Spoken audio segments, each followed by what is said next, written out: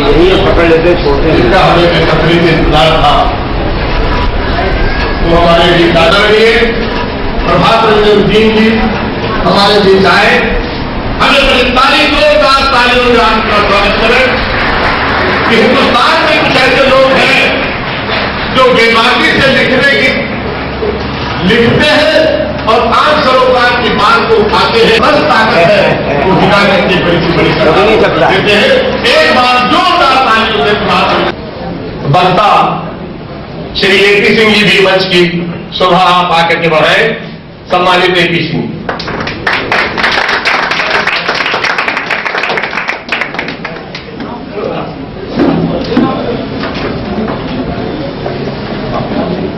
समाजवादी नेता, हम सबके प्रिय नेता, बाराबंकी शख्सियत और ये जाने माने नेता, मैं उनसे भी आग्रह करूंगा अमीर हैदर साहब से कि वो आए और मंच पे बैठे।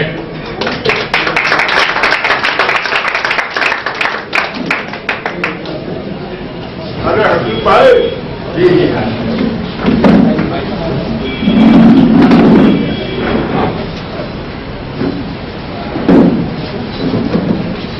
साथियों, अब हमारे सारे लोग आ गए हैं। मुख्य अतिथि की भी थोड़ा सा समय का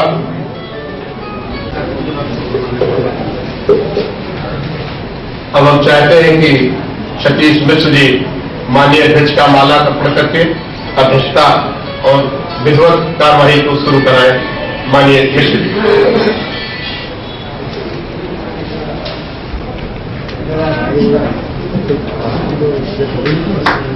अब विधिवत मीटिंग की शुरुआत हो गई है।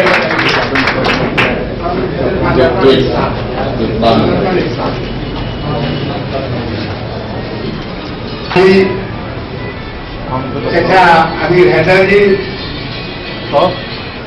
हमारे आज के विषय के प्रमुख जो इस बिंदु पर अपना वक्तव्य रखेंगे, आदरणीय निरंजन साहब, आदरणीय शर्मा जी, सिंह साहब, उपस्थित हमारी राजधानी के सभी सुधी स्वजन, चूंकि मुख्य रूप से समय से आप सब पदार्थ के समय का भरपूर सहयोग और उसका लाभ लिया जा सके, इसलिए औपचारिक रूप से अध्यक्ष के आसन ग्रहण के पश्चात आप सबका संस्था की ओर से हार्दिक अभिनंदन वर्णन करते हुए सत नमन करते हुए आज के मूल विषय पर चर्चा के लिए बेहतर होगा कि वंदे मातरम से कार्यक्रम की किसी शुरुआत हो और क्या कार्यक्रम वो जरा अध्यक्ष आज कराई नहीं। अच्छा तो फिर रुक जाओ थोड़ी देर, वही कह रहे हैं कार्यक्रम श्री गणेश कर दो।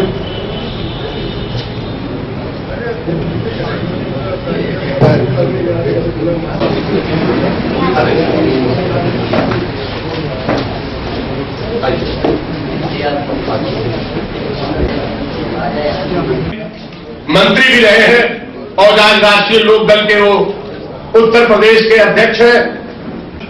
उनका आंदोलन ही उनकी पहचान है, इसलिए उनकी पहचान और अपनी पहचान के लिए मोहताज नहीं है। इसलिए इस गोष्ठी में आए उनका जोरदार तालियों से आप लोग स्वागत करें। और उन्होंने उनको तुरंत बुला करके जब वो बांका से चुनाव जीतते हैं तो फिर उनको जो रेल राज्य मंत्री का पद दिया जाता है और उसमें जानते हैं कि पड़ेगा, लड़ना पड़ेगा, तभी आप हिंदुस्तान के नेता होंगे। उन्होंने इस्तीफा देने के बाद और तुरंत निर्दलीय 2009 का चुनाव बांका से लड़ा और हिंदुस्तान में अपना लोहा बनवाया और उस सत्ता वाली सरकार से टकराहट करके नीतीश की सरकार से जहां जमाना एक तरफ बह रहा चल रहा था उस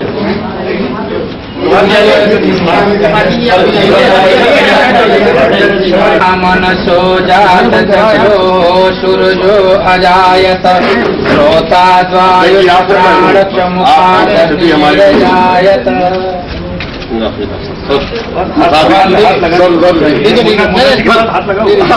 इधर चेहरा आपका नहीं लग रहा चेहरा और बचा। जोरदार तालियों से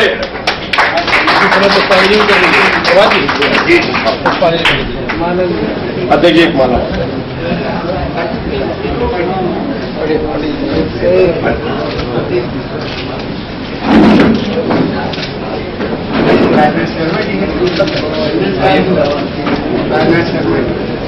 जो हमारी पृष्ठभूमि तैयार होती है वो किस प्रकार तैयार होती है इसकी जानकारी आपके सभी सुधी हमारे आमंत्रित जो हमारे अतिथि हैं उन सबको जानकारी है, तो मैं ज्यादा समय नहीं लूंगा। मैं विष्णु तिवारी आपका स्वागत करता हूं इस गोष्ठी के माध्यम से। है जो कार्य करने का तरीका है वो बड़ा नायाब है।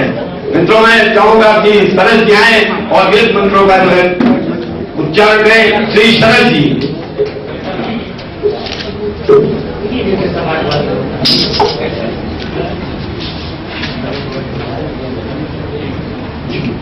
स्वस्ति न इंद्रो वृद्धश्रवाः स्वस्ति न पूषा विश्ववेदाः स्वस्ति न ताञ्जावान विदधे भुजमया अग्निर्दिवामनवः सूर्यचक्षुषो विश्वेनो देवा अवसागमन्य भद्रं कर्णेभिः शृणुयाम देवा भद्रं पश्येमाक्षवीर्यजत्राः स्थिरैरङ्गैस्तुष्टवा वंशतनुभिर्यसेमहि देवहितं यदायु शतमेन्नु शरदो अन्ति देव यत्रा न चक्रादर्शं तनोना मा पुत्रासु यत्र विदिर्जातमदितिर्जनित्वम् जौः शान्ति अन्तरिक्षगं शान्ति पृथिवी शान्ति रापः शान्ति रोगदय शान्ति वनस्पतयः शान्ति विश्वे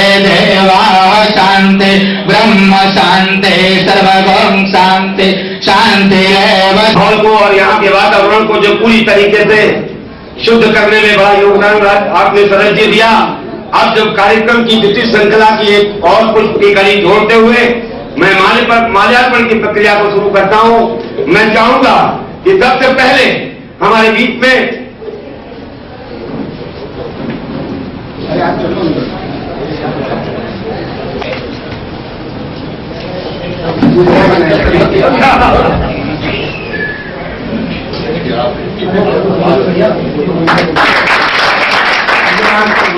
कमलनाथ मिश्र जी समाज के अध्यक्ष हैं, समाजवादी चिंतक आदरणीय राजनाथ शर्मा जी,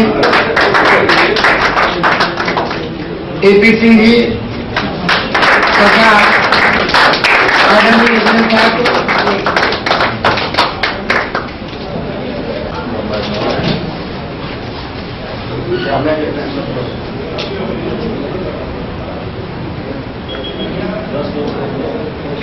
अब मैं ज्योति राय जो युवा अध्यक्ष है लोक मोर्चा के वो आए हमारे मुख्य अतिथि को आकर के माला पहनाए। माननीय अमरनाथ जी को माला पहना करके स्वागत करें। माननीय अरविंद जो लोक मोर्चा के हमारे महासचिव हैं वो आकर के माला हमारे प्रभात रंजन नील को माला जौहर साहब आशीष श्रीवास्तव जी से अनुरोध है हमारे बीच मनोराम मिश्र जी हैं जो हमारे लोक मोर्चा के उपाध्यक्ष हैं वो आकर के माननीय अध्यक्ष जी का हमारे बीच है वो आकर के राजेश सिंह मुन्ना को माल्यार्पण करें। माननीय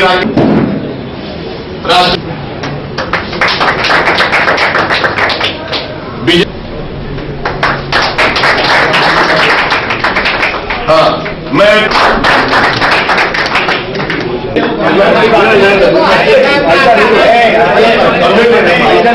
पहले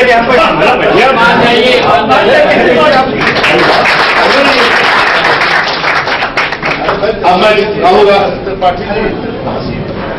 हाँ बात के लिए लड़ते हैं, सड़कों पे लड़ते हैं, जेल जाते हैं, उनमें से माननीय हसीब साहब को माला पहना करके स्वागत। राम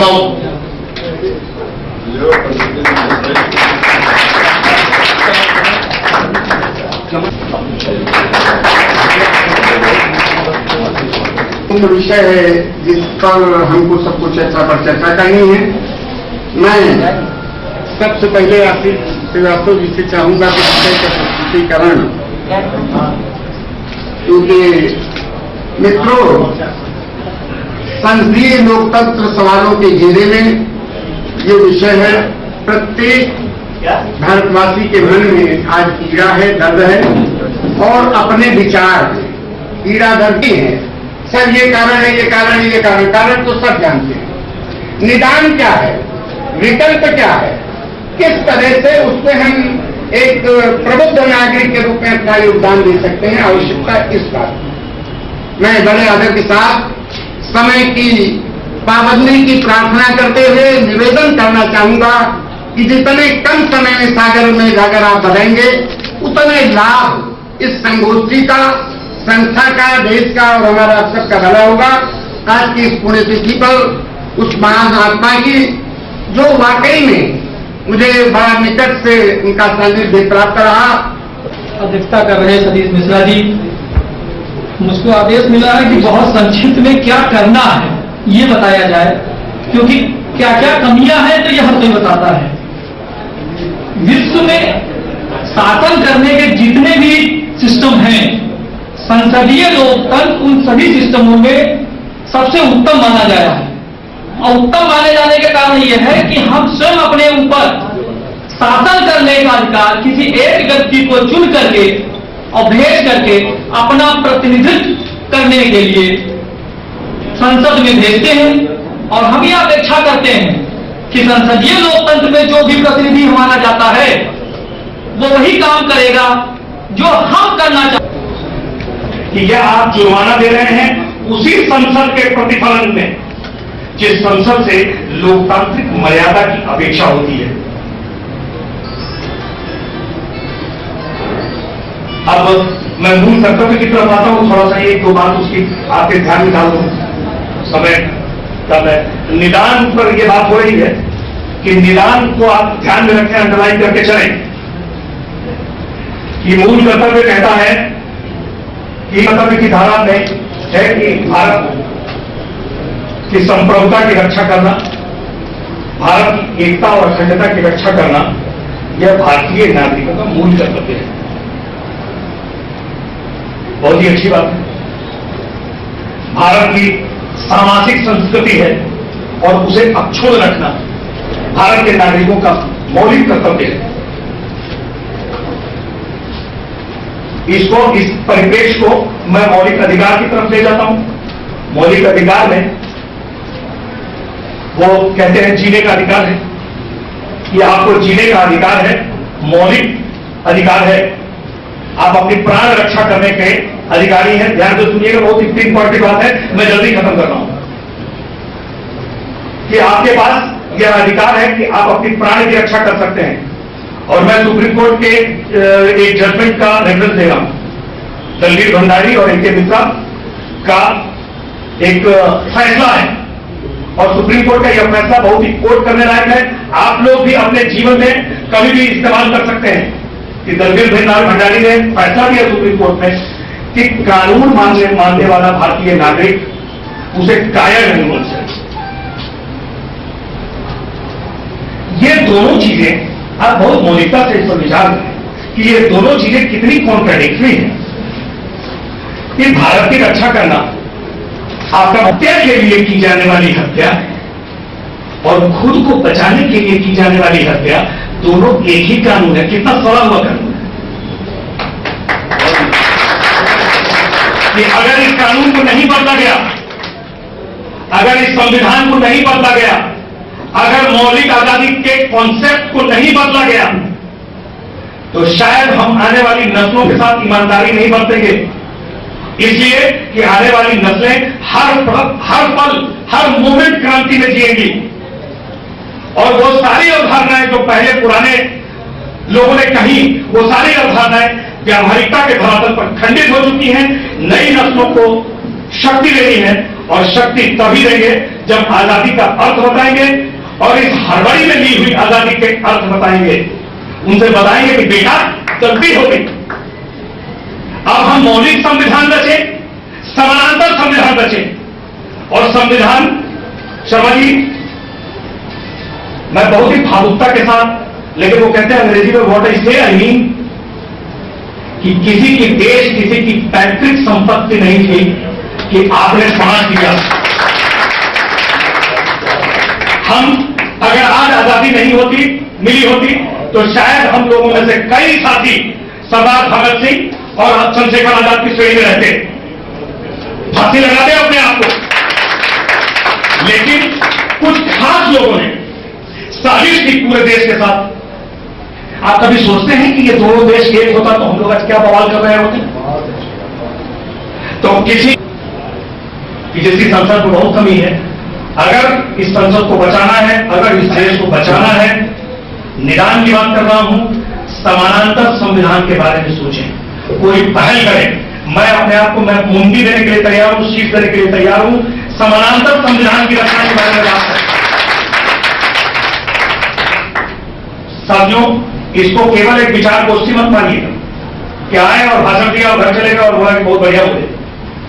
अगर यह भाव हो मेरा, अगर यह भाव है तो मेरे पर लानत। मैं ये कह रहा हूं कि समानांतर संविधान रचिए, संविधान के अवमान, और जब डिबेट हो तो कहें कि यह समानांतर संविधान है, आप पढ़ लो, अगर आपको मौलिक लगे इसको लागू कर दो, लागू आपको करना है, लागू आप संसद में पहुंचेंगे, आपको करना है। लेकिन हमारी जिम्मेदारी है, हम समाज के नागरिक हैं, हम देशभक्त हैं, हम राष्ट्रभक्त हैं, हमारी ये जिम्मेदारी है कि हम वो रचकर इनके सामने प्रस्तुत कर दें।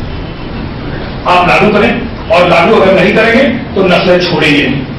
साथियों, मैं इतना ही बात कहूंगा, और इसमें अगर कोई निदान निकलता हो तो इसको समर्थन करूंगा। ये चीज कहना चाहता हूँ जी, इतिहास को सही बात है, तो बड़े धरातल पर है, और उसमें बहुत सारे ऑफशूट्स निकलेंगे, उस पर इसी पर तो मंथन करना है। आप जब संविधान रचेंगे तो ये थोड़ी छोड़ देंगे कि नस्लों को अपने महापुरुष के बारे में नहीं जानना, नस्लों को अपने शहीदों के बारे में नहीं जानना, नस्लों को जिन चीजों से बताया ही नहीं गया। ये तो मैं कह रहा हूं, जो बात की है, इतिहास वास्तव में जो भारत का इतिहास होना चाहिए, बोले वो इतिहास जो है सही ढंग से आज के नौजवानों को पढ़ाया नहीं जाता, जिसके कारण ये सारी ये बातें मैं समझता हूँ। मैं बहुत ही विनम्रता पूर्वक कह दूं कि ये मैं समझता हूं कि मेरी बातों में अगर आप इसको थोड़ा मंथन करेंगे तो उसमें शामिल है, क्योंकि आजादी के बाद जो भी हमारे पुरोधा बने, जिनके हाथ में सत्ता आई, वो अभिभावक थे। मैं उसको फिर से एक बार रिपीट करके कह दूं कि वो जो है एनिमल फार्म, बहुत सारे लोगों ने पढ़ा होगा कि एनिमल फार्म में वो सारे जानवर को एक जगह रखता है और एक एक जानवर को एक एक दिन उठाकर मारता है।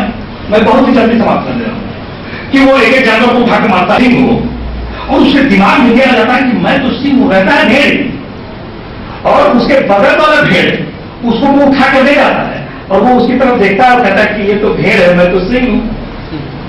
और ये एनिमल फार्म की तरह हम सब लोग जी रहे हैं इसी तरह से, और अपने आप को शेर समझ रहे हैं, जबकि है भेड़।